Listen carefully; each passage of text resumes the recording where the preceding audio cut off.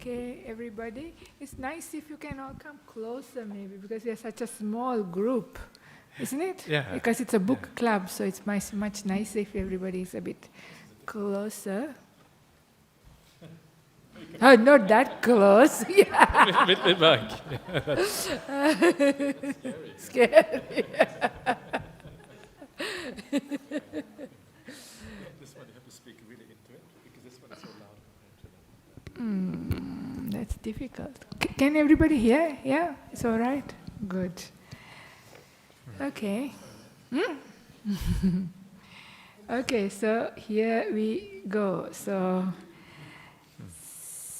everybody here does not need an introduction to the author. Do you know which book we are doing? Some people have a book copy. So great. Flowing to Freedom. So earlier today we were just having the gradual training, Journey to Freedom. So now it's Flowing to Freedom by Ajahn Brahmali. So even though people here do not need a bit of introduction about the author, just for anybody who might watch online at some point in time for the first time, who doesn't know Ajahn Brahmali, just for the record, I'll just say a little bit about Ajahn Brahmali. I did prepare things because I wasn't sure how tired I will be, because we've been going non-stop. It's coming to be 12 hours of non-stop going for today. So I'll just read a few things and see how we go. So Ajahn Brahmali is a senior Buddhist monk known for bringing clarity, gentleness, and deep authenticity to the Dhamma. Born in Norway, he spent his early life exploring the world and studying engineering and finance. Electrical engineering, okay. But it was the encounter with Buddhism and later training under Ajahn Brahmali in Australia that reshaped the direction of his life. Is that true? Probably, yeah. He ordained as a bhikkhu in 1996 and has lived and practiced at Bodhinyana Monastery ever since then. And what makes Ajahn Brahmali particularly special in his rare combination of qualities is that his deep scholarly understanding of the early Buddhist text, and he's a Pali scholar and world authority for the Vinaya studies. So all of that makes him quite special, and we are quite privileged to have such a teacher in our community. Right? And also his calm, grounded presence shaped by decades of monastic life is also a blessing. It's 30 years in monastic life, no joke. So it's also really special. And also he has an amazing gift in explaining very profound ideas in a very simple way, which we all have known for a long time, right? Very, very beautiful, because things like dependent origination you explain so well that anybody, even new to Buddhism, can understand quite beautifully. So this is also why something so special, and you're also very warm, and your humility is also very, very inspiring. So that's probably enough about you to get started. There's plenty about you, your bio online. And so then the next part that I want to say is, as Leha mentioned earlier, I did put this book together. And why did I do that? Because I've been, a student of Ajahn Brahmali for over 20 years, right? I really enjoy the teachings. I once remember writing about 6 full pages of all the things I learned. This was many years ago already at that time. Since then, maybe now by 20 pages of many things that I learned for the first time. He brought out from the suttas and how much I benefited. And then I sometimes listen to the talks, and I get nice points. And then later I want to again re-listen. Then I have to listen the whole thing and I can't find the place. So I thought, why don't somebody make a book? Because then you can refer to it, look at it and read it. It's different, right? Listening to a talk is different to reading a book and contemplating. So I've been waiting for years for a nice book to come. The kind of book I wanted was a book starting from where you are, wherever we are at, and going towards and flowing towards freedom. I also really like the idea where Ajahn in one talk was talking about us being like a hull without any rudders, any form of steering mechanism out in the big ocean, being carried by the natural currents. So you got to catch the right kind of current, so you can actually, then the current actually takes you, and that current is that Kalyana Mitta.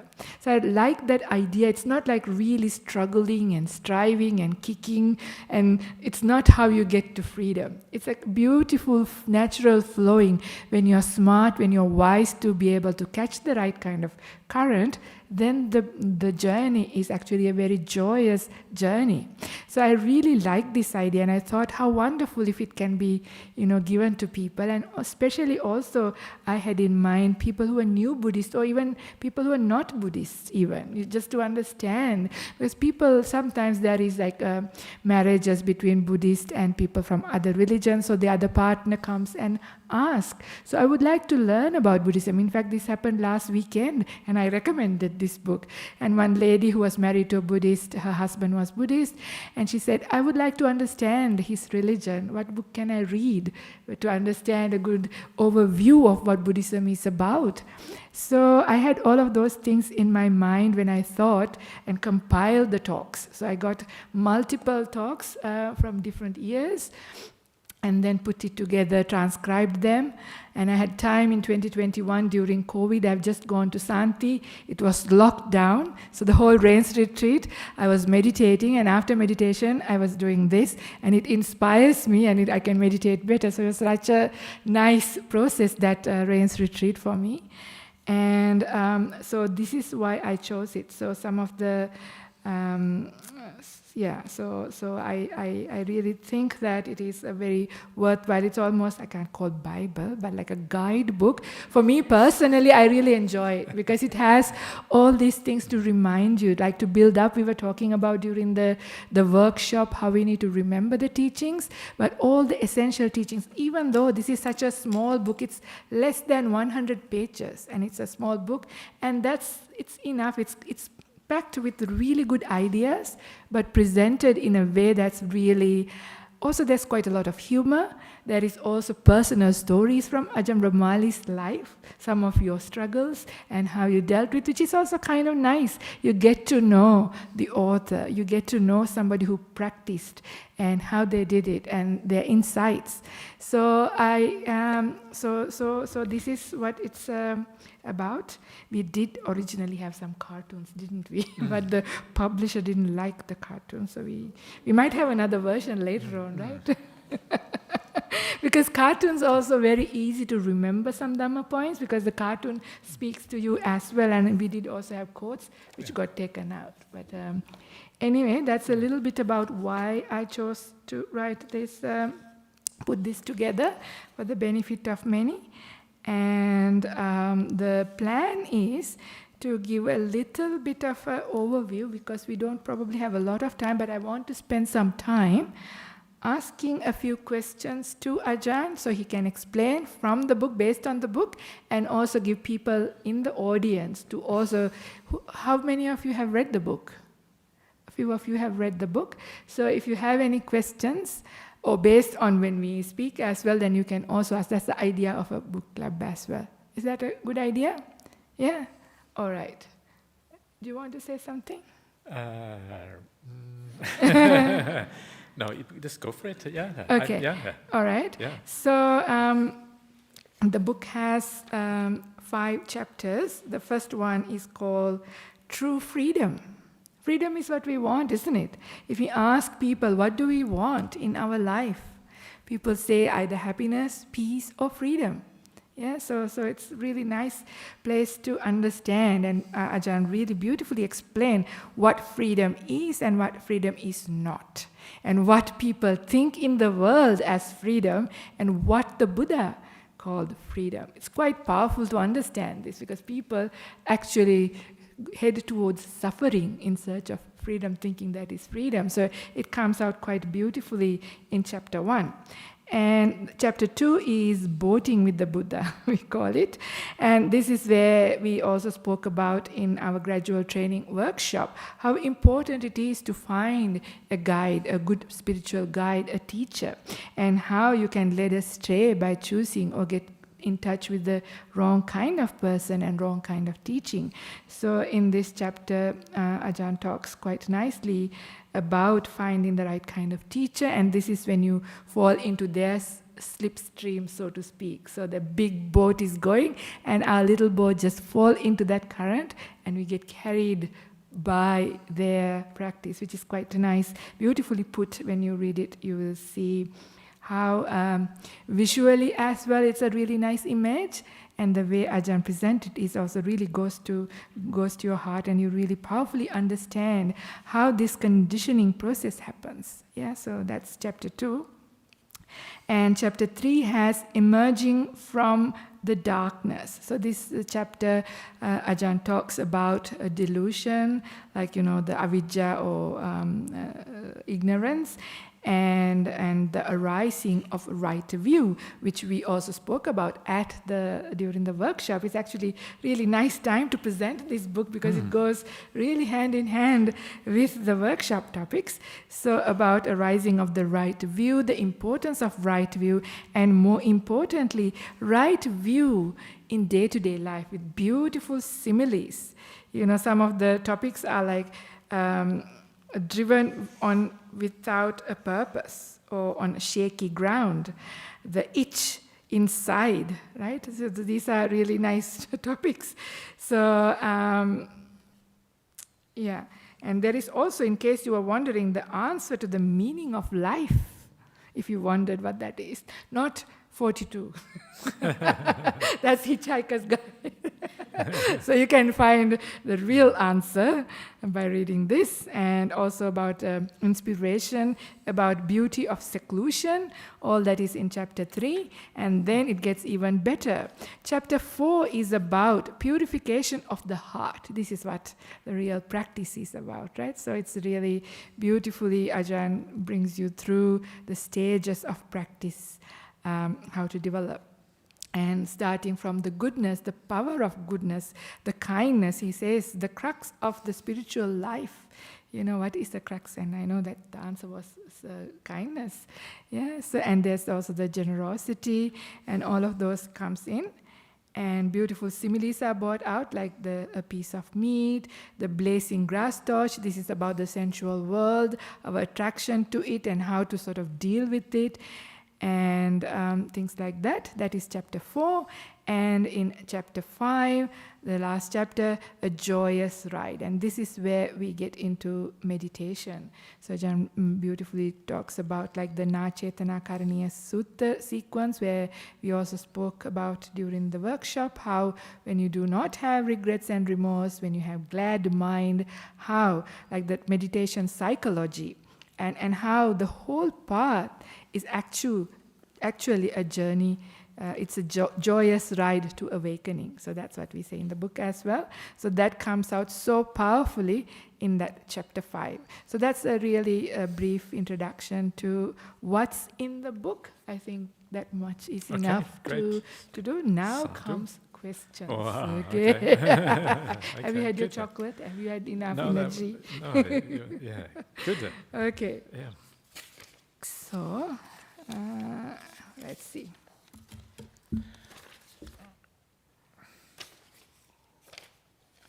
Okay, so I will start here. In this book, you note that modern society equates freedom with choice and desire. Freedom of desire. We chase pleasures and status, believing they'll liberate us, but this only deepens our suffering. You have illustrated beautifully how craving leads to conflict over resources, power, and relationships. So this is the question for you, Ajahn.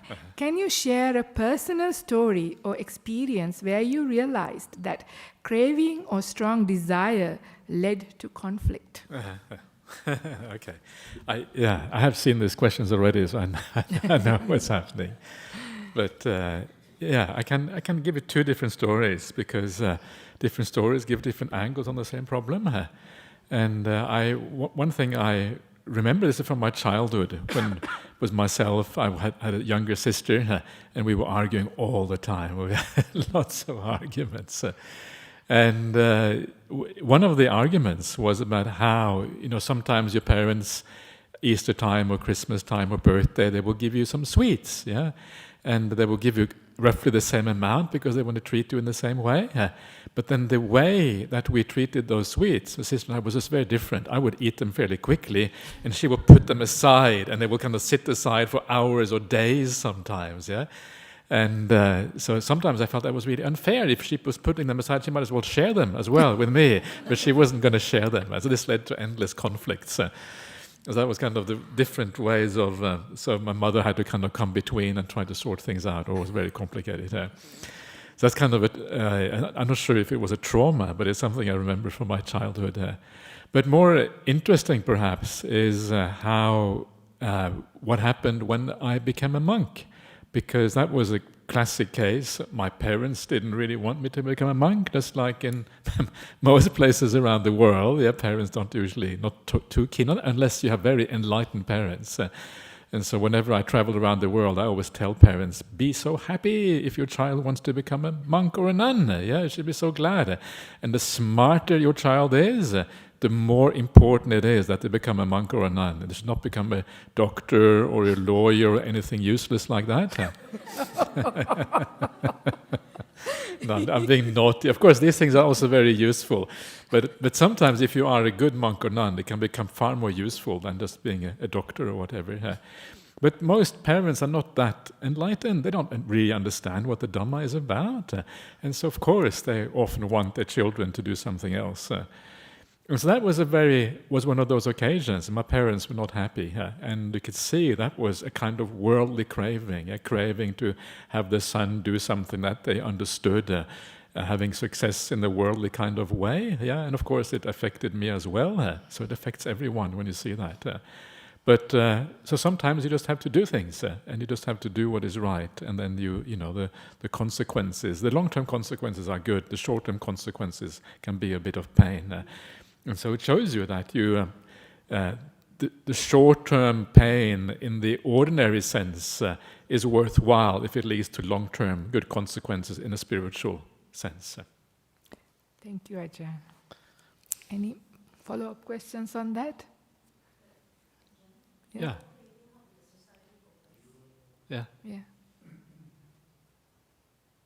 Hi, Ajahn. Yeah. Without craving, how would the society progress? Yeah, so it's not about society progressing, it's about individuals progressing. Yeah. Because that's where the happiness is. Society is not a thing, society is just a collection of individuals. So if the individuals are more happy, then society is progressing in an indirect way through having more happy individuals.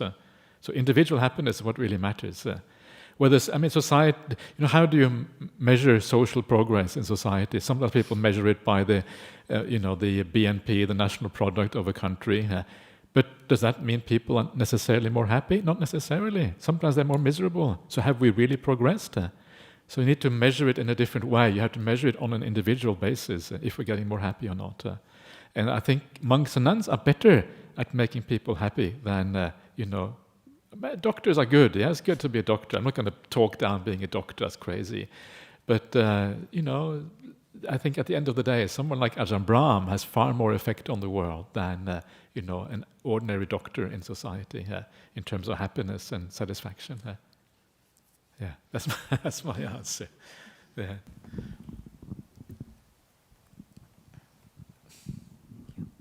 Ajahn, how did you weigh out the kindness, how now doing what you want and what the parents don't want, parents and relations don't want, you have to be unkind to them, at least for a while. It's a short-term unkindness. But how did you cope with that? I'm being very unkind to them, not doing what they want. No, did it come to you, occur to you at all? No, sometimes you just know that you want to do something, and so you do it. I think also I don't know, maybe I wasn't all that sensitive to my parents' suffering as well. It's possible. You could see that was a problem. But they told me later on how difficult it was. They didn't actually tell me straight away. So later on I understood how difficult it was. I didn't understand it straight away, to be honest. And so if they had told me straight away, then maybe I would have been even more difficult for me to decide on this. So it matters. So it is important that parents are as supportive as they can be if their children want to go forth, because you just make it more difficult for them to, you're kind of putting all kind of guilt trips and things on them if you are not careful. But I think in the end, we have to see things from a broad picture, from a big picture thing here. And then the short-term suffering is worthwhile if the long-term outcome is positive. And that's kind of where ultimately it comes down to, I think. Yeah. Can I say something? Yes. Because I had a very rare occasion to speak to Ajahn Brahmali's mother on Zoom one time, and I took that chance to ask her, how did you feel when Ajahn Brahmali, your eldest son, who's very educated and capable and everything, in his 20s, when he wanted to become a nun, how did you... Monk, sorry. How did you feel? Sorry, you can see I'm a bit tired. Well, no difference, you said. How did you feel? So she actually did say something. I mean, obviously she had difficulty, but this is very beautiful to understand true love of a mother, right? At least I only know from her side. And she said it was close to Christmas time. Everybody was at home, the whole family except Ajahn. And he gave a call and said he was at Chithurst or Amaravati, one of those monasteries, and said he wants to become a monk. And Mom said the whole table, everybody became silent. And then, of course, everybody had questions. His sister had a lot, father had a lot, brother was silent apparently, not that much at that time, but mother also was contemplating. But whatever it is, then I said, how did she feel? How did she deal with it? And she said this most beautiful thing. She said, yes, I have no idea what Buddhism is. I have no idea what his lifestyle is going to be, what he's going to do, where he's going to be. Absolutely no idea, and I know he will not be with us, he will be far away. And yes, that is difficult, but if that is what's going to make my son happy, then I am happy for him, and I'm happy to support. That was her response. So even though, of course, a mother, you could feel she would have pain, you'd want your son around and do things and enjoy, but that is our craving. We say that's our attachment. But the true love is that you want the person you love to be happy. And she actually expressed. So therefore, at least from the mother's side, even though she had pain, she also had the right attitude with a powerful metta, so she probably did well. But now they're all listening to your Dhamma talks, really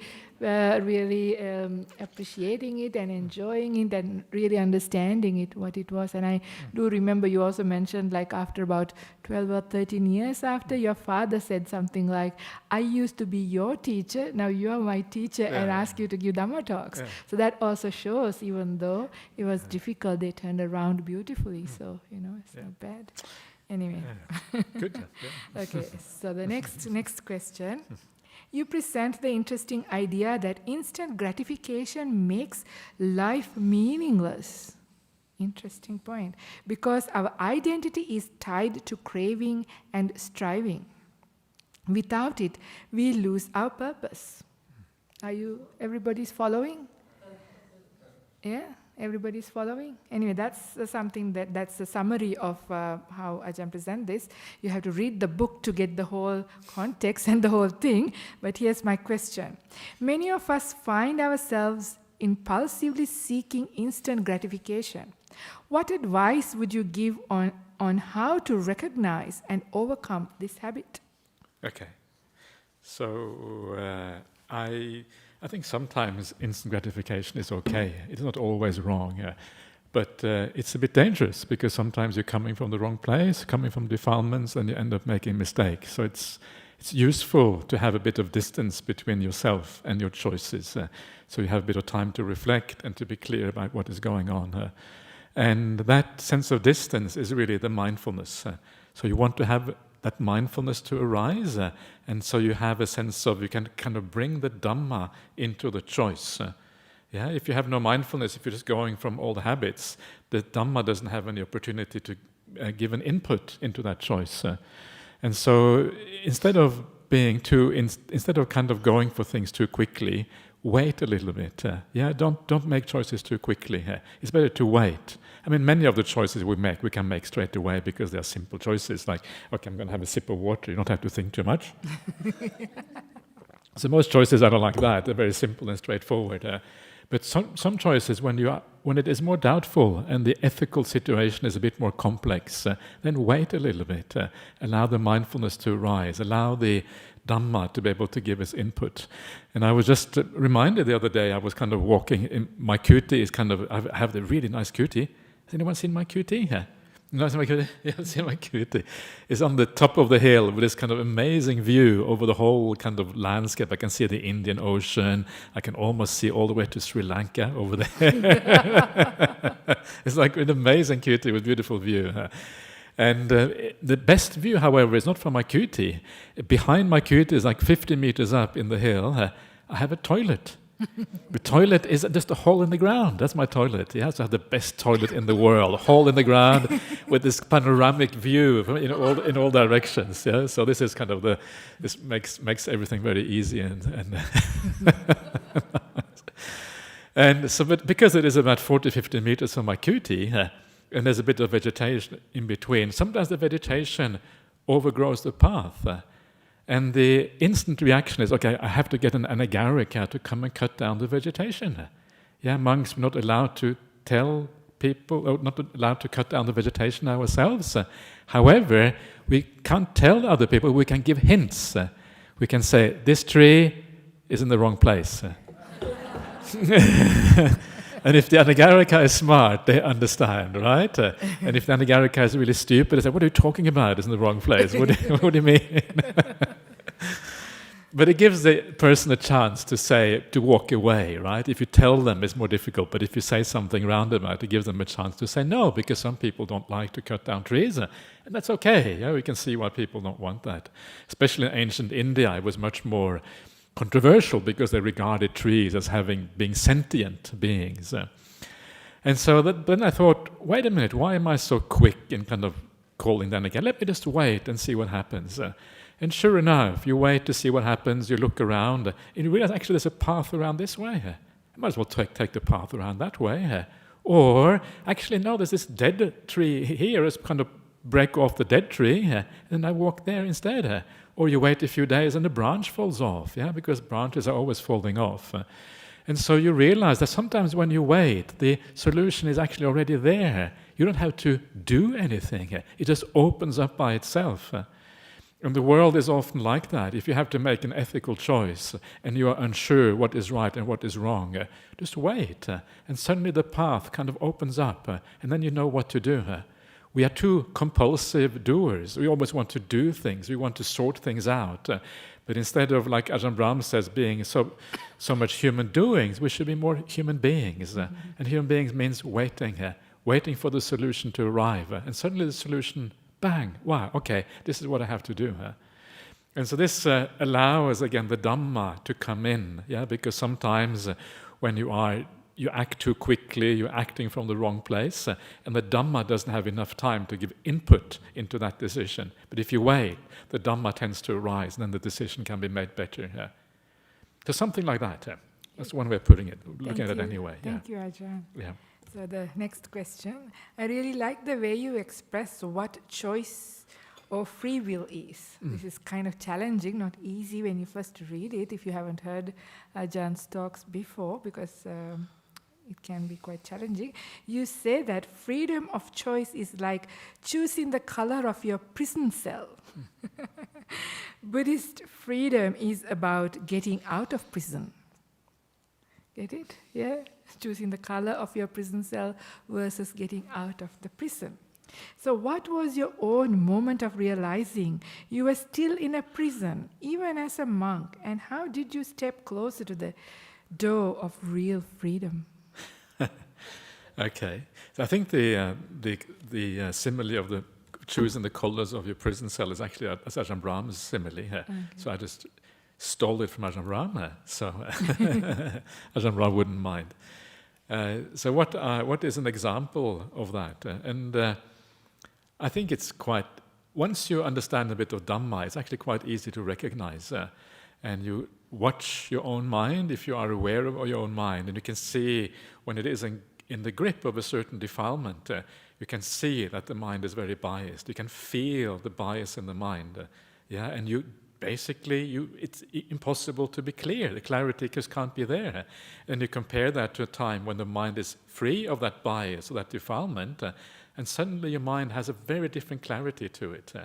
And you compare those two, you can see the imprisonment, how you are trapped by that defilement. You can't get out of it at that time. You have to wait for that defilement to pass, or to, until it actually disappears. It becomes very clear the power of the defilements and how they entrap you and how they compel you to do certain things, how they push you in a certain direction, and you just have to hold back based on your understanding that this is dangerous without really being able to see what is going on. I think that's kind of obvious if you observe your mind. It's kind of clear. So anyway, that's how it seems to me. No personal story? It happens all the time. It's Okay. it's just that because small defilements, big defilements, and you can see the various shades of these things. Right. Yeah. Okay. So the next one. In the book you say real freedom is freedom from choice, not freedom of choice. This is also Ajahn Brahm's saying as well. So could you describe what it feels like to experience that kind of freedom? Even briefly, what changes in the heart and mind? Okay, so the freedom from choice is like you have a sense of clarity in the mind. You can feel that you know what is going on. You can see, you feel that you're not bound to something. You're not tethered, as it said, as we had before. You're not tethered to something. You don't have a bias. The mind is clear. The mindfulness is sharp. You can feel that you're able to make choices. Do you want to go this way or that way? When the Dhamma is in charge, the Dhamma allows you to make choices. When the defilements are in charge, it's like you are pushed in a certain direction. You can't get away from that feeling of being compelled. But when you are, that's why it is a very unpeaceful state, why it is restless, why it is agitated, because you have this push in your mind, the feeling of being forced in a certain direction. And then when you're free from those defilements, it's like you are at ease. Your mind is clear. You know what you're doing. You have real choices in your life. You can sit back and you can observe, and you don't have this kind of compulsion to move in a certain direction. That is part of it.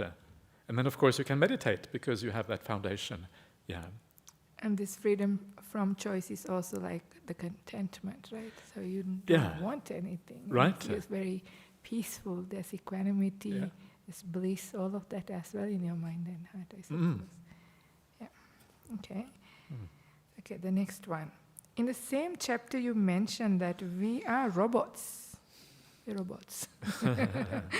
of our past conditioning, propelled by habits across the lifetimes.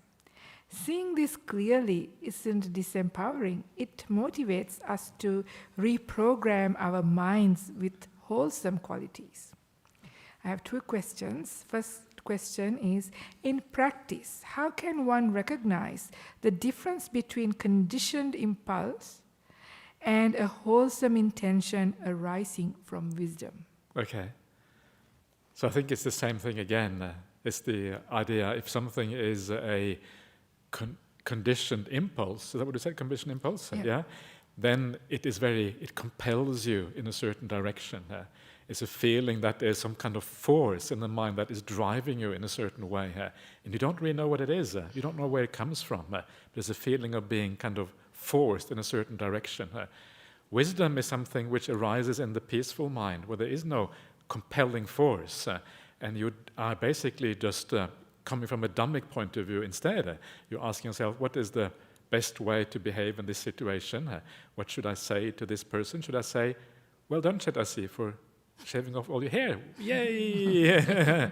But that's not a strong compulsion. It's not a craving which drives me to say that. It's more a choice that comes from a Dhamma point of view. Yeah, you can say something kind or whatever. So one thing is a compelling force that arises from the past. The other one is the present peace that allows the Dhamma to come into the mind instead.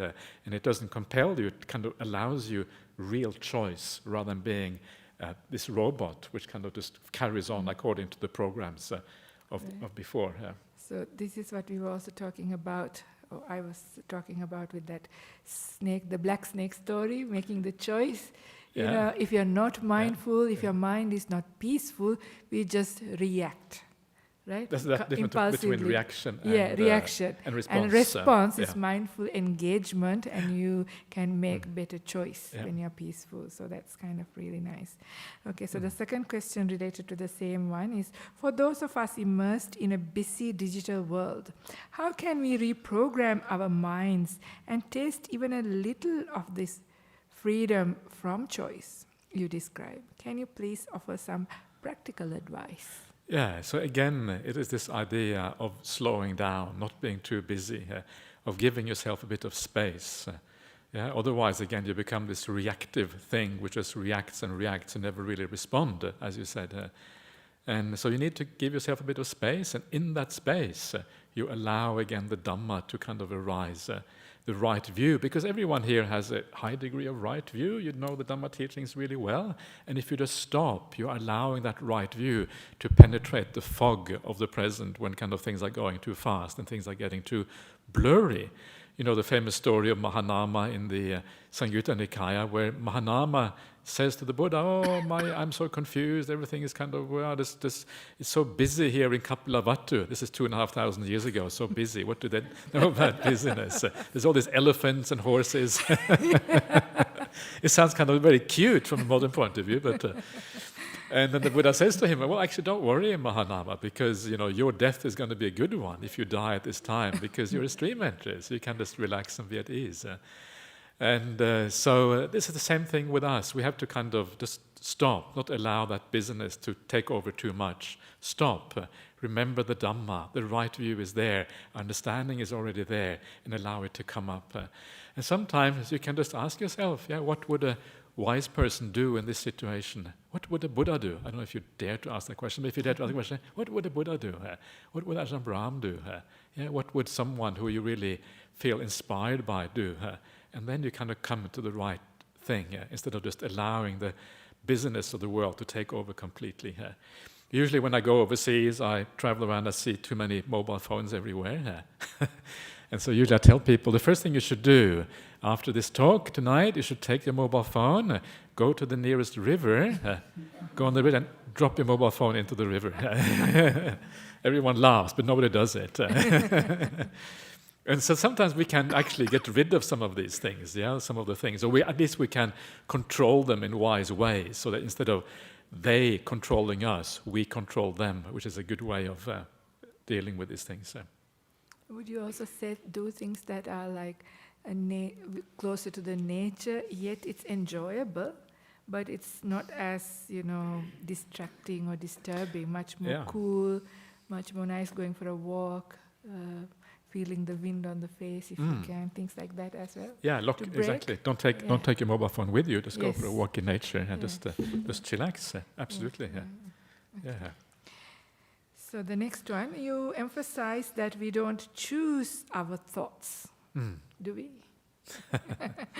They arise from old causes and habits. So the question is, what has helped you personally to program the mental patterns that kept you from real freedom? Okay, so do we choose our thoughts? Well, in a sense we do, because without any intention, you don't really have any thought. So we actually, in a sense, we want to think those thoughts. But the point is that those choices and those intentions are themselves conditioned. And so that in the end, even if you choose it, the choice itself is a conditioned thing. And so in a sense, even though you choose it, you don't choose it. Very That's a profound. koan. That's a koan for you right there. It's a modern Theravada koan. Yeah, your choices are not really choices. Your choices are programmed. And that's kind of a very useful thing to know, because if you kind of understand that, you understand the importance of conditioning. Yeah, because if you don't make choices, which means your choices are conditioned, you make sure that you get the right kind of conditioning. Yeah, you hang around with the right kind of people, you come to the Buddhist society, you read the right kind of things, you're careful with how you spend your time and all of these kind of things. And so, how do I recondition my mind? Is that what you're saying? So mental patterns. Yeah, how do you change those mental patterns? How do you change those mental patterns? Basically, the main thing is that I use certain teachings in the sutras that really resonate with me, and then I try to reflect on those regularly and use those whenever a problem arises. And two of the main things that everyone has to deal with is anger, ill will, and desires. These are the two things, and so you need some kind of powerful antidotes for these two areas. And the antidote for overcoming ill will and anger is to understand precisely the conditioning process, the idea of non-self. If you understand non-self very clearly, that everyone in the world is acting out of robot chip. That was the word, robot chip? Yeah, robot chip, yeah, so the robot hood. Yes, you're acting out of your personal robot hood. And if that is what drives people, how can you get angry with them? How can you get angry with the wind in the trees, right? It's just kind of natural phenomena happening.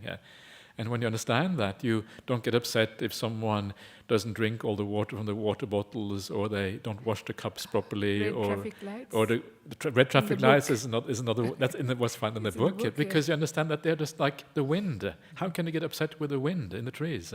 The wind is just a force of nature. You might get irritated a little bit because the wind is too strong. You're not going to go out and shout, "Evil wind, stop!"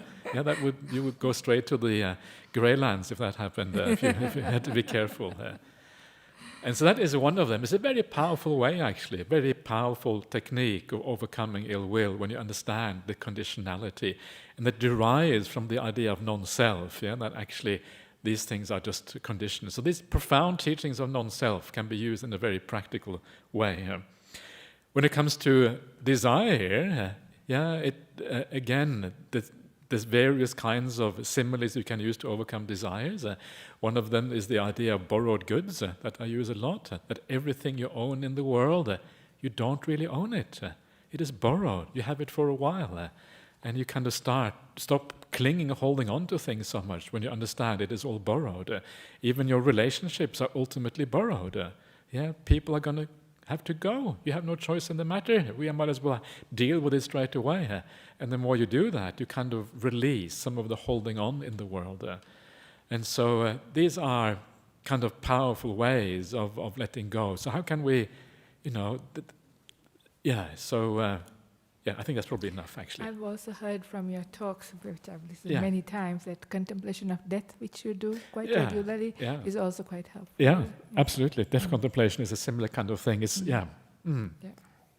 Okay, so I have another question based on the same one. When we occasionally act on unskillful thoughts, how can we respond with wisdom without falling into guilt or trying to control ourselves harshly? Can you all relate to that? Sometimes this happens. Yeah. So again, it is very similar to the previous answer, but here it is about self-compassion. Self-compassion is a very powerful thing, because when you have compassion for yourself, that's the opposite of judging yourself. It is giving yourself a sense of warmth and care when you have compassion for yourself. So self-compassion is very, very useful. So how do we give rise to that? And the way to give rise to that is to understand that just like everyone else, you too are trapped in that conditioning. Not only are you trapped in conditioning, but you're also suffering. And that conditioning is often so strong that you are compelled in a certain direction by these powerful forces. And then you do things that maybe if you had a different vantage point or a different conditioning you would not do. Very often we don't want to do certain things, and even though we don't want to do certain things, we end up doing it because the conditioning is so strong. Yeah, that's kind of interesting, isn't it? You have all of these ideals, but you can't live up to those ideals. And of course, I'm guessing that in family life, that's more likely to happen. Yeah, I don't know what it is like to have children. I've never had children, but I can imagine that, sometimes those children can be. It's difficult to always have pure love towards your children. I'm absolutely sure that must be the case, yeah, because they can be naughty and they can do all kind of things. And so sometimes maybe you lose your temper a little bit, and you think, oh, I shouldn't have done that. But actually, you can't really stop yourself. Why? Because you are a conditioned human being. And sometimes it's really hard to see that, because it feels like we have a sense of control. It feels like we are in charge. And so the problem is actually that is the problem, yeah, that with the feeling of being in charge is the real problem. And once you can understand that is just a feeling, it's just a view, it may not actually refer to reality, then you can have more compassion for yourself as a conditioned human being instead. So not to buy into this sense that we have, that we are in charge of our destiny or our future. And if you don't buy into that so much, you stand back a little bit and you realize your own conditioning, it's easier to have that sense of self-compassion. I often kind of think about how I ended up as a Buddhist monk, because it's kind of really random the way I ended up as a Buddhist monk. It's, at the time, when you do these kind of big decisions in your life, it feels like it is very intentional, that you're moving in a certain direction. You have a certain sense of pride. Yeah, I'm very smart. I'm doing this because this is the best thing to do, and all of these kind of things. And so it feels very intentional. It feels like you are making these choices. But when I look back now on my life and see what happened 30 years ago when I became a monk, actually, I don't think it was very much to do with me at all. It was almost like I was forced in that direction. Already fairly early on, I remember I first came across Buddhism when I went to Japan, and I just happened to read a book on Buddhism. I read it, I thought, wow, this is really cool stuff. Why does Buddhism seem cool to me? Why do I like Buddhism? Where does that even come from? There's something there, a greater force that is already moving you in a certain direction. And I probably comes from past lives or something like that. And then when I came back to Norway after my trip to Japan, one of my friends, he gave me a book. Oh, check out this book. I said, okay, thank you. And it was about mindfulness of breathing. And so I did some meditation practice, had some nice results in meditation. And this is kind of provides the foundation. There are kind of these random things happening in your life. But we all have lots of random things. Some of them are important, many of them are not. And for me, these particular events turned out to be very important. And then then eventually I decided, I was studying in London, I wasn't very happy with what I was doing. So I decided, well, when I was, before I was meditating, I was quite happy. Maybe I should check out Buddhism a bit more. Let's see if there's any Buddhist monasteries nearby. And so I go to the white pages. You remember the white pages? This kind of telephone directories I had in the old days? I went through it and looked up under Buddhist. So I came to Buddhist, and I saw Buddhist Society of London, got a phone number, called them up and said, where's the nearest monastery? And they said Chithurst Monastery or Amaravati Monastery. That was kind of Ajahn Chah monasteries. And so I went there. And that was the start of my monastic career. It's really random, but you can see there's something behind this that is kind of leaning you in that direction.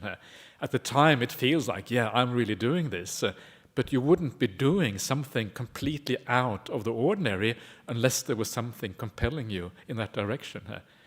And then while I was at Chithurst Monastery, someone passed me a talk by Ajahn Brahmali, kind of under the table. Ajahn Brahmali was a bit contraband in those days. So I got this. And the most interesting Dhamma talks are the contraband Dhamma talks. They're the most interesting ones. About, wow, okay, thank you. I'm definitely going to listen to this one. And so I listened, and straight away I knew this is my teacher. It's very strange. There was something about Ajahn Brahmali, about the kind of authority and authenticity with Ajahn Brahmali that was really striking, that I never heard before. And so I took another phone call. Does anyone have a telephone number to monastery? Why do you want that phone number for? Oh, no, just comes in handy. Okay. I found that number, so I can't remember where. I called up Ajahn Brahm and I said, can I come to Australia? And he said, who are you? And I said, I'm so-and-so. Okay, you can come to Australia, that's fine. And that's kind of how I ended up here. Is that kind of really random? Maybe it's not random, right? That's the whole thing.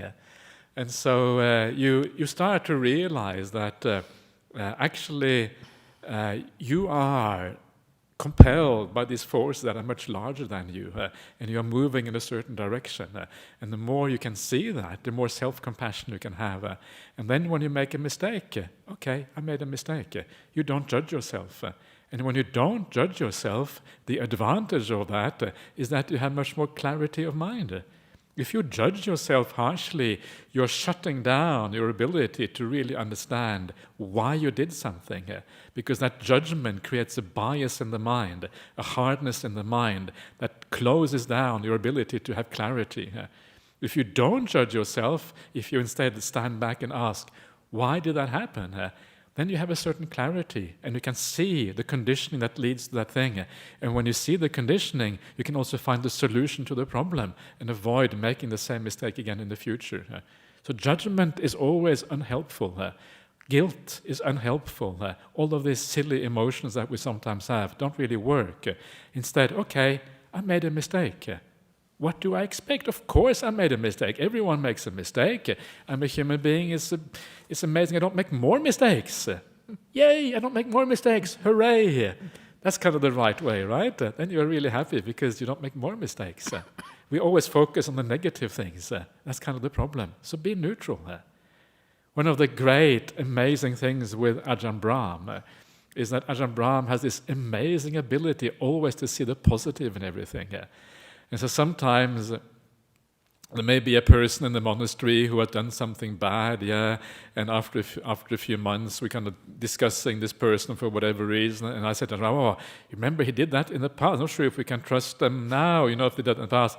And I said, I can't remember that, that's kind of completely gone out of his mind, all he can remember is the good things. And he's like that with everyone, all they can remember is the good things in everyone. And it's a very beautiful thing. Yeah, when you do that, you've let go of the past, you forget about it, you focus on the good instead. So, because it's human nature to always focus on the negative, judgment and all of that, but actually it's just rubbish.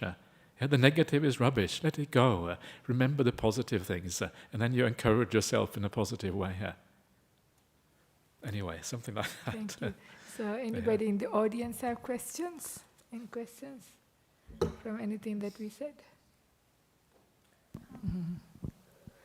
Ajahn, it's really lovely to hear your story of how you became a monk. I was just wondering, like, when we crave something, is it like a pressure cooker? Like, it feels like we want something, it builds up. Yeah. And suddenly, when we do it, it's like releasing a pressure. Yeah. Yeah, and but then we feel guilty about that pressure. Yeah, but like, how can we like overcome that pressure building up, and like not getting involved in that pressure building? Yeah. So this is the problem, right? So this is kind of the standard way of getting out of craving, is to give into it. And then when you give into it, then you don't crave anymore because you kind of get this release from that craving.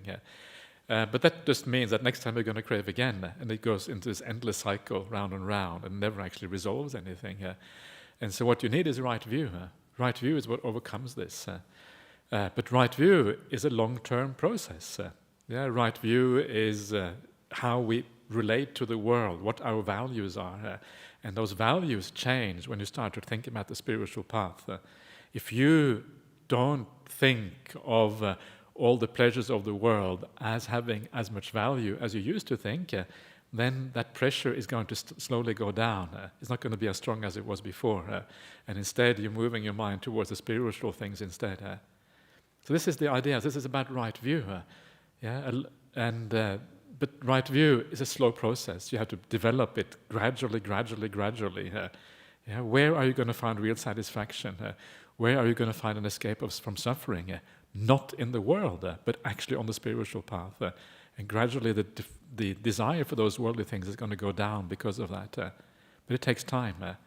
In the meantime, you just have to be careful. You have to use the best of the judgment, not to go for things too quickly. Yeah, do what I kind of suggested before. Wait a little bit. Yeah, are you sure you really want to do this? And sometimes the craving can be very interesting. Sometimes craving can become very strong. But then if you don't act on it, it kind of disappears, and suddenly it's gone again. Craving is like that. It doesn't always build and build and build, or it builds for a while, but then it kind of stops as well. So sometimes just wait till it stops, and then see what happens. You think, wow, that craving is really impermanent. Why do I don't need to follow it anymore. And after a while you understand you don't actually have to follow those cravings at all. You can let them be. You can just observe them arise and disappear instead. So from a bit of wisdom, by not acting too quickly and then building up right view and building up all the factors of the path together, all this, over time, these things kind of make a difference. Something like that. And each time you give in and you see the problem, you said you feel guilty later, and make much of that too, in the sense, look, that's what it was. Is it worth it? So every time it gets lesser. So also after a while, the thing starts to stop as well. So the right view comes in, and you also see the danger of things, right? So and then and what it is. And in fact, the Buddha says this too, right? In experiences, see the gratification, the danger, and the starting of it and ending of it. So which actually builds up more and more right view. Any more questions? Just on time. Just on time. Like okay. we got a couple of more minutes, but yeah. I have a couple of questions, but I think that's probably enough. Maybe the last surprise question. If someone asked you, what is one thing worth letting go of today? What would you answer be and why? What is one thing worth letting go of today? Let go today, yeah. One thing that you would want to let go today. That I want to let go today, Yes. Yeah. Yes. And why? Yeah. I don't know, I think one of the things that, one of the dangerous things in the practice is actually your attachment to spiritual teachers. And you can see that, I think many people kind of feel that, what about someone like Ajahn Brahmali? When he dies, what will that feel like? And of course, because of my position in Bodhinyana Monastery, it would kind of change my life dramatically if he were to die. And you can see that there's a certain attachment there, having lived with someone for 30 years. It actually, that would really change things dramatically. And so one of the things I think I should let go is I should be completely independent of Ajahn Brahmali. If I'm not, it's going to lead to suffering down the track. Accept what's coming. Yeah, accept the anicca, the impermanence of everything. Thank you, that's a good answer. I thought you'd said you let go of your chocolate so I can have them. No, just joking. No, Thank you, everybody. So hope that you had a good, for those of you who haven't read the book yet, got a good understanding of what's inside of it, and you got more as well. So if you want to understand Ajahn's explanations of those questions deeper, go back and read the book and re-listen to this, so it will make even more sense. So that's the book for anybody online or anybody who's not seen it. And thank you all for joining us and giving this opportunity. Bante has a question. Not yet. So one thing is as well, why this is on sale is this is raising funds for Santi Forest Monastery. We still have a loan to pay to BSWA for a property that we got for the old and sick people. And right now that Vihara actually has an old nun and a sick nun benefiting from it. We got the place 2 years ago, but of course we didn't have money, so we borrowed some. We got a loan from BSWA, so in order to pay that back, we are also selling this. Otherwise, it's also nice to give it as free distribution, but that's the reason why it's being sold. But it also makes it more available when it's also sold sometimes. So anyway, yeah. Next time, can you increase the font size? Yeah, that's true. Yes, we can. Yeah, next edition. Senior friend, yes. Yes, yes, yes.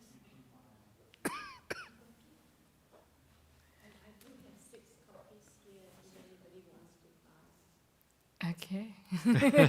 Already happening. Okay. But it's available That's great. in the library, and anybody from who's online, who is interstate or overseas, send an email to Santi office, and it comes to actually me, and I'm personally helping to post those books to you if you are interested in a copy here.